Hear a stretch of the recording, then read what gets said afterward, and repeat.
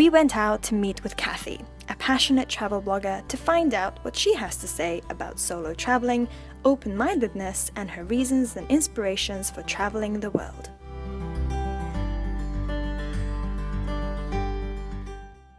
So tell me, why do you travel?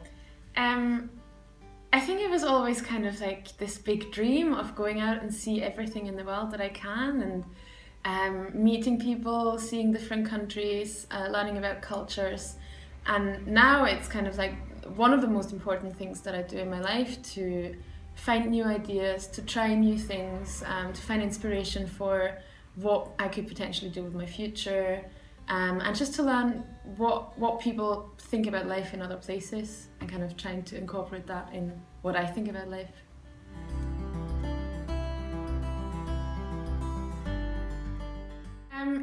It's quite easy-ish if you're a freelancer. So the time that I worked for a big travel blog in marketing and sales, it was really easy because you could just pack your laptop up and work wherever you want.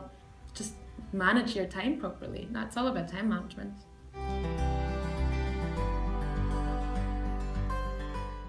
I think the longest I've done solo was a 2-month trip to Canada. I've not done any 6 months taking off around the world shenanigans or anything like that yet. I do think I would like to do that, but 2 months was already quite a big thing, and also because I've lived abroad for a year on my own in Denmark and then in Berlin and half a year in Iceland. I think that's also, even though I was stationary at the time, kind of counts.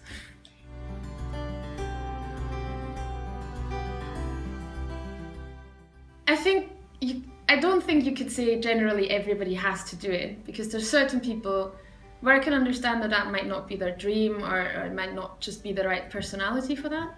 But I do believe that if you choose to do it, you learn an incredible amount about yourself, about the world, about how to kind of balance and find a balance in the hard things and the fun things.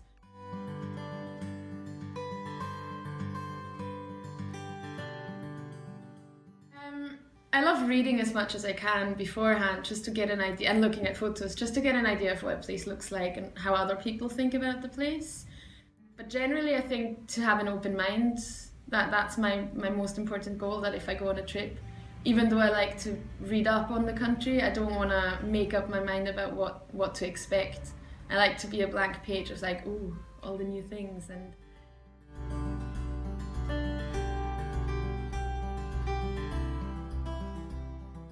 I think you find all kinds. There's the people who don't really care about which country they're in at the moment anyways. They're just happy about having a good time and enjoying life, which is great.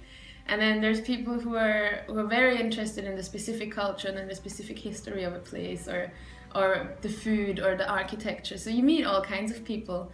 But I think every traveller has an open mind, otherwise you wouldn't go travel.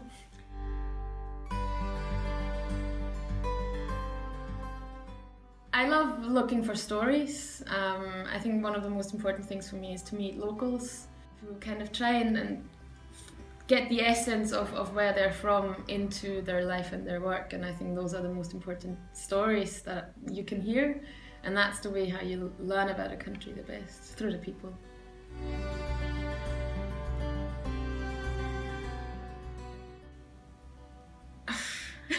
That's a hard question. I think you just gain a new perspective on life. You learn about different approaches to similar issues. You learn that people are very similar throughout the world.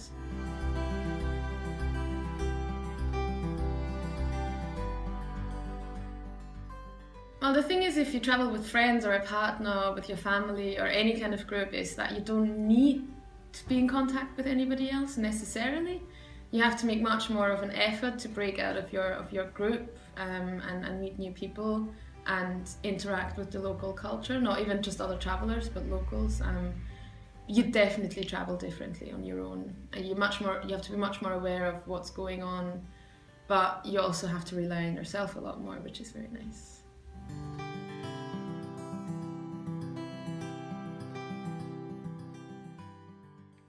I do love traveling on my own. I do love traveling with my partner and with my friends. it's a tough one. I think it depends on what the intention of the trip is. Every trip has a set intention, I think. You don't just go away, you want to get something out of it. I don't know, if you say you want to have beautiful photos, it's easier if there's somebody there who can take them of you. And I love photos, so. I think solo is better.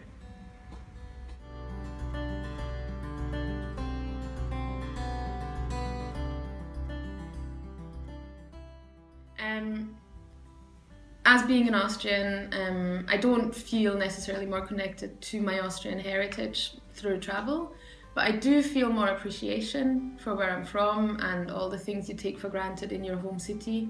You do learn a lot more about yourself and your culture through other cultures, but you also do start to implement more elements from other places into your own life, so you become kind of a mix-up of you pick all the best cherries out and implement these things in your own life and form your new identity of it. So it's a little bit of both.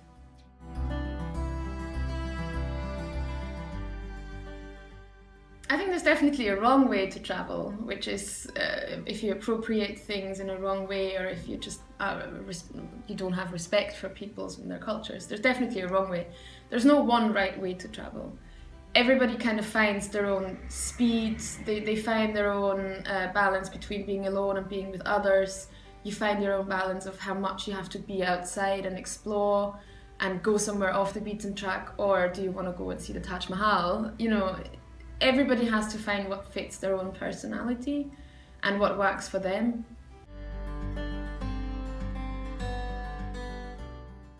I think the worst advice somebody ever gave me was that you have to speak a language in order to be able to do something. Or another really bad advice is like, you can't do that alone as a woman. It's that fear of you can't trust anybody, and most of all you can't trust yourself. That's stupid. That's the worst advice. Sometimes it's just going on Ryanair or EasyJet and see what's the next cheapest flight to somewhere. Doesn't really matter, but generally it's by looking on blogs, travel magazines, like print magazines, seeing what other people do and getting inspired. It's mainly off the beaten track destinations that I'm very interested in, but it's also just opportunities that come up. It's like, oh, my friend lives there, let's go visit. It's like, yeah, sure.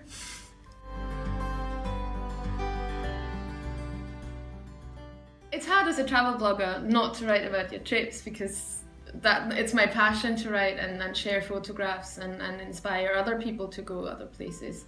But it is nice to travel just for yourself and not have your camera with you and not having your notepad with you and not having to write about it. But I think it's important not to just take a bucket list or do something so other people see, oh, she's done that, that's amazing. That's not what it's about. It's not about impressing other people and creating this online almost vision of yourself who sees the world, but actually you don't feel it. You have to be there with your heart and not your camera.